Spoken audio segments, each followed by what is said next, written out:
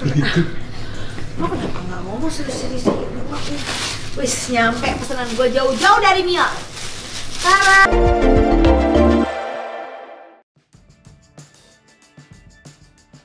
Ngomong-ngomong soal barang mewah Nagita Slavina, seolah tidak ada habisnya. Setelah jepit rambut hingga spray, kini Nagita menjadi omongan karena sandal yang dipakai selama belusukan di rumah barunya. Sandal gedebok kan? Gue gak punya sandal hitam gedebok. Sandal itu terlihat baru sampai dan masih terbungkus di dalam kotak berwarna abu-abu. Sandal rumahan itu langsung dipakainya. Sudah bisa ditebak, fakta ini langsung membuat warganet di media sosial heboh. Mereka tidak bisa menyembunyikan perasaan syok setelah melihat sandal Nagita yang dibeli jauh-jauh dari Milan.